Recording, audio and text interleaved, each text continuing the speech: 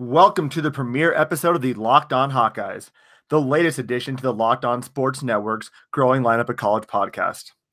I'm your host, Andrew Wade, editor over at dearoldgold.com, where you can find analysis pieces on all things black and yellow, and we have an exciting premiere episode for you today. Before we take a look at today's topics, though, I wanted to quickly give an overview of what you can expect with the Locked On Hawkeyes podcast going forward.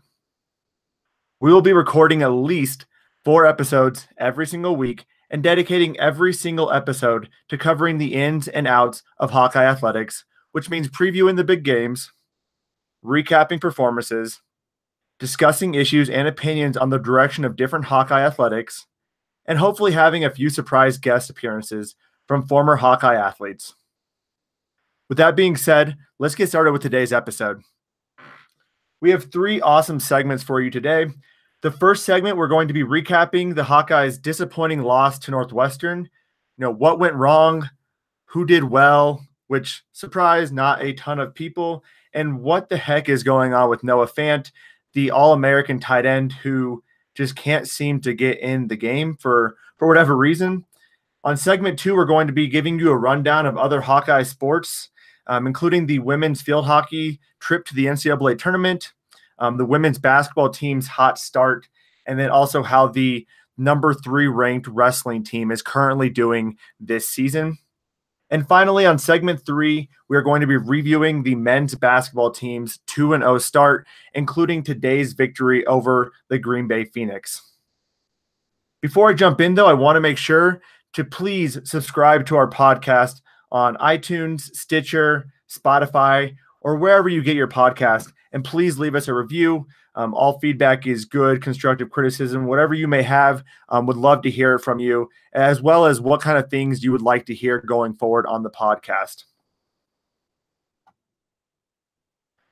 For segment 1, wanted to talk about the Hawkeye loss to Northwestern. And if you are like me, you were extremely disappointed on Saturday. I think, at least from my perspective, it was definitely a game that I anticipated Iowa winning. Obviously, Vegas anticipated Iowa winning as well. They had Iowa listed as a 10-point favorite going against Northwestern. However, for anyone who's been a fan of the Iowa football program for some time, you know that Northwestern just seems to have Iowa's number. Whether it was back in 2009 when the Northwestern Wildcats knocked out Ricky Stanzi and ended up ruining Iowa's undefeated season, or the last 2 seasons really where Northwestern has made Iowa look bad at their own game. Basically, Northwestern is a great team at out-Iowaing Iowa for that matter. In this game particularly, Iowa did fall to Northwestern 14-10, and the first half was honestly just a snore fest. It featured 9 punts and just 1 field goal, with the Hawks heading into half up 3-0. The second half livened up a bit, but obviously not in the way that Hawkeye fans would have liked. The Northwestern Wildcats were able to get on the board with a touchdown after they worked their way down the field. There was a questionable pass interference call on Matt Hankins, and that was followed by an obvious Northwestern fumble that would not be able to be reviewed because the referees blew the whistle dead. Big missed opportunity there, and that's kind of a really big theme from the day. The refereeing was not on par with what we've typically seen. I know against Purdue, there was definitely some questionable calls to end the game that I was a little frustrated with, especially that pass interference on Julius Brents. And against Northwestern, it seemed like the first 3 quarters of the game, there was definitely some questionable calls or no calls, specifically going against Iowa. This was another example of kind of where a missed opportunity would ultimately lead to a Northwestern touchdown and put the Wildcats back in the ball game. The following possession, Iowa would miss the field goal, but then we're able to get an interception from Clayton Thorson with Jake Gervais getting a tip ball, and they were able to score on a Amir Smith-Marset 28-yard touchdown reception from junior quarterback Nathan Stanley. After that, kind of another theme of the day, there's a terrible punt by Colton Rastetter, and it seems like he's really been struggling the last couple weeks. He's only been averaging around 35 yards per punt, which is not ideal, and he's really not flipping the field position the way we traditionally see the Iowa football team do. Kirk Ferentz teams, they do a great job of protecting the ball, playing sound defense, and utilizing special teams in the best capacity. And that includes on the punting game, kicking the ball far, good coverage, maintaining containing the kick returners and so on and so forth. And it just hasn't been the case as of late. And with that bad punt by Colton Rassetter, the Wildcats were able to return it pretty far up the field, and they were able to get on the board quickly to go up 14-10. With the game looking definitely in Northwestern's favor, Iowa had two opportunities to really score, and they lost two fumbles, one by McKee Sargent and the other one by Ivory Kelly Martin, which is unfortunately the first two fumbles lost by an Iowa running back since last year. And that's really been the theme of the season so far. And whether it was Wisconsin, losing two special teams fumbles really hurt them in that game. Against Penn State, it was the goal line interception. Against Purdue last week, it was the inability to cover Terry Wright, and then the late game refereeing that kind of messed up the Hawks. And then finally in this game against the Wildcats, having two fumbles in the final two drives. This Hawkeye team it's much more talented than the record shows, and it's unfortunate that it's coming down to just honestly 8 to 10 plays that have really put the Hawks at 6-4 as opposed to maybe 9-1 or even 10-0. A couple big disappointments for me, at least from this game, is the rush defense, though.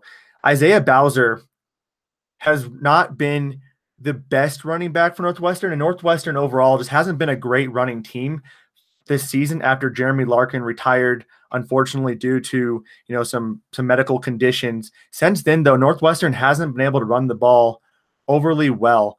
They against Nebraska, they had less than 30 yards. I think against Michigan State and Michigan, they also had less than 30 yards.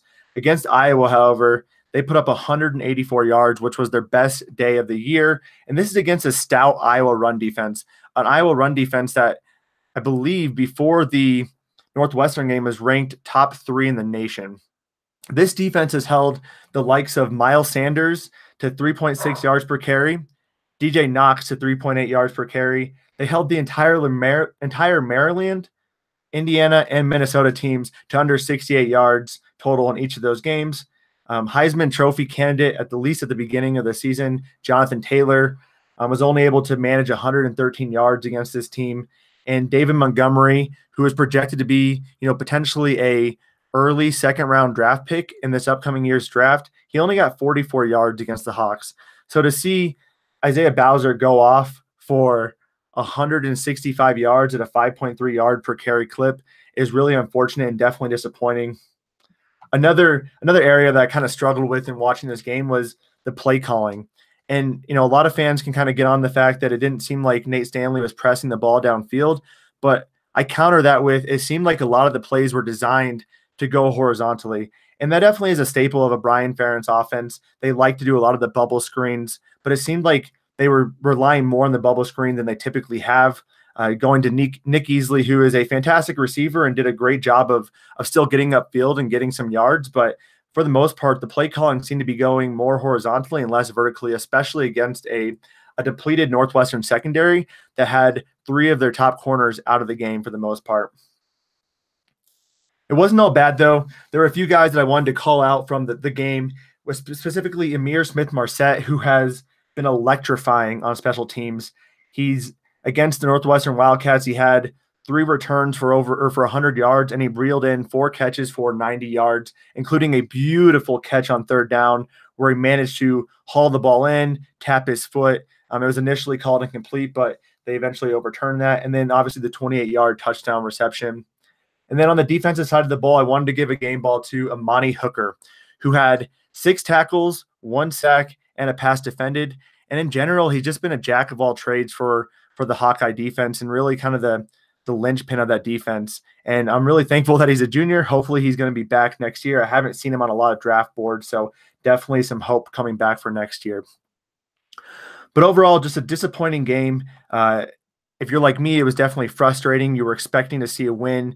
A team with such high hopes coming into the season should have beat Wisconsin, could have been 7-0 going into Penn State, lost on the last last couple minutes against Penn State, lost on a last-second field goal to Purdue, and then lost Northwestern in the waning minutes of Saturday's game. So definitely unfortunate. Hopefully we can move on. We'll be talking a little bit more on the upcoming episodes this week about the Illinois game and what Iowa needs to do to get back on the winning track. So definitely stay tuned for Wednesday and Thursday's episodes for that. For segment 2, we have coming up next. We are planning to do this pretty much every Monday, but we're going to be giving you a rundown of how the other Iowa Hawkeyes athletic teams performed over the course of the week, including the number 13 women's basketball team's hot start to begin the season.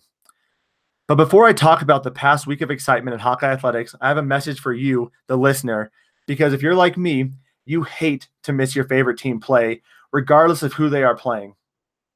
That's where Sling TV comes in. Now, for me personally, I never have to miss a football or a basketball game.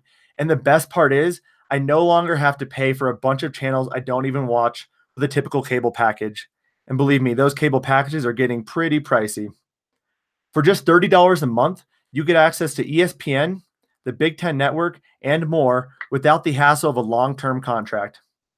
What's even more exciting is that we have a fantastic offer for you. Locked On listeners can get a free 7-day trial by going to sling.com/lockedon. That's SLING.com/lockedon. Never miss a game again with Sling TV.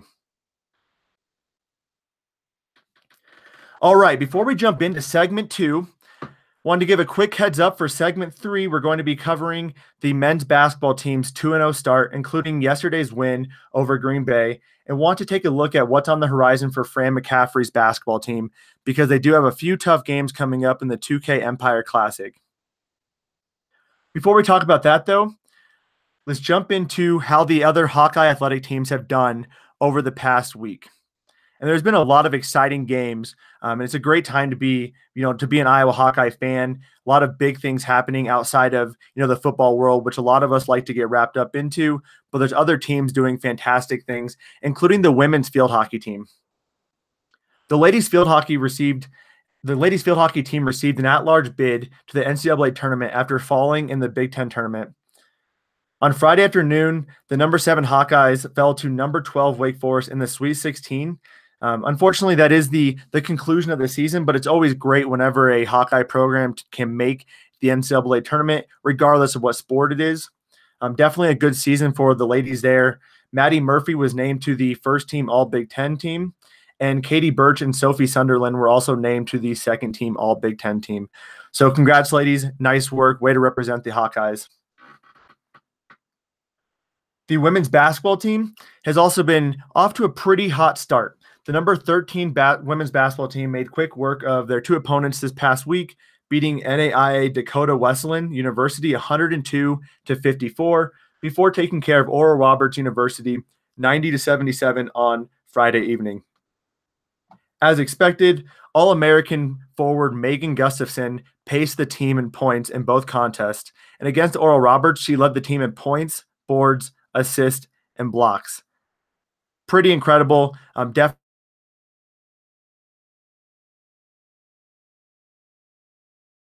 an outstanding season. They're led by a predominantly veteran group of players. They're starting 3 seniors, having a junior and a redshirt sophomore, and coming off of a season where they kind of ended last year on a sour note. As the number 6 seed, they lost in the first round last year. So definitely unfortunate, but this team is looking to rebound and make a much deeper return into the NCAA tournament this upcoming season.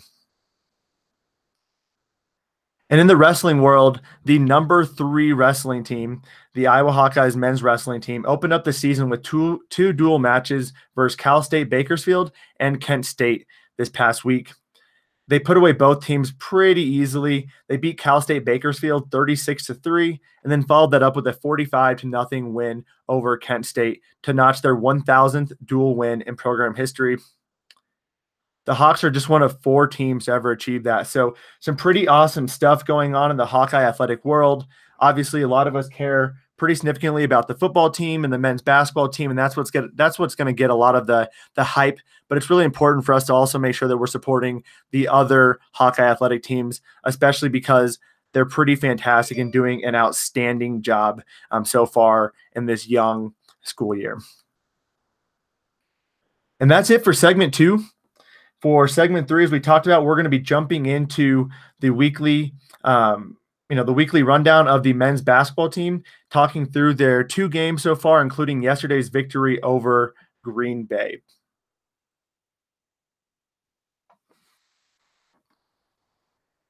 All right, so we are back with the segment 3 of our episode today, talking on the men's basketball team. And for those of you who didn't get a chance to watch them last year, a little bit of a disappointing season. It was the second worst season in the Fran McCaffery era. The team went 14-18, but there's a lot of high expectations, at least on my part, for this team this year and potentially into next year. They have a couple really good young players coming in. Connor McCaffery, last year's 4-star recruit who had a couple illnesses and injury issues and that sort of thing, is back and looking great this year. We also brought in Joe Wieskamp, who is a former 4-star recruit from Muscatine, Iowa, former Gatorade Player of the Year from Iowa. So fantastic addition to this team.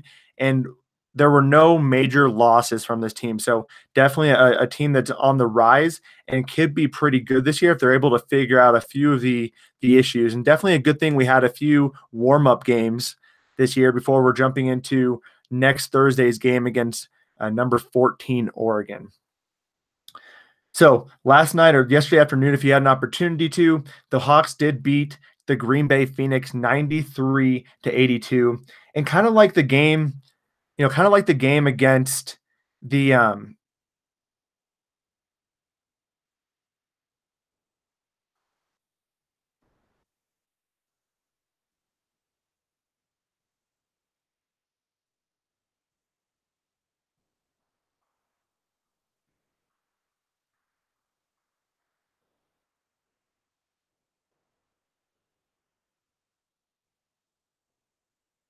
And kind of like the game against the University of Missouri, Kansas City Kangaroos, the Hawks got off to a slow start. At the end of the first half, they only led 47-46, and they were only 1 of 8 from 3 points. But it was kind of an interesting game because the Phoenix lineup consisted of no players over 6'6". Obviously, the Iowa Hawkeye starting lineup already has Tyler Cook and Luke Garza, who are bigger than that. And additionally, Fran McCaffery has a wealth of big men at his disposal, and big men that not only can play down in the post, but also spread it out, kind of Dirk Nowitzki style. Definitely some interesting matchup combinations they have there. But that small, quick lineup of the Phoenix were kind of getting to the Hawkeyes early on, and that's why, as I said, they were only up 47-46 at halftime.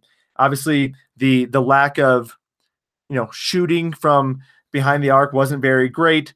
Going 1 for 8 is never an ideal scenario. And on the game, I believe they were shooting 27% from 3-point. So they only made 5 3-pointers the entire game, and Jordan Bohannon actually made 3 of those. So not an ideal shooting performance. One of the big things from this game is actually the Hawks shot 45 free throws compared to the 16 that the Phoenix shot. So definitely awesome to see the Hawkeyes getting to the line. They were converting at a 70% clip there as well. For the game, the big men were really kind of stealing the show, though, and that makes sense. With a small, quick lineup, it's important that Fran McCaffery's team can feed the ball down low to the big men. When your tallest guy is 6'6" for Green Bay, you definitely need to be getting it to the tall guys that Iowa features down low, including Tyler Cook, Luke Garza, Ryan Kriener, and Nicholas Baer.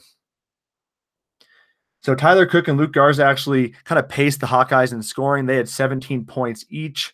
Each had about 5 or 6 boards.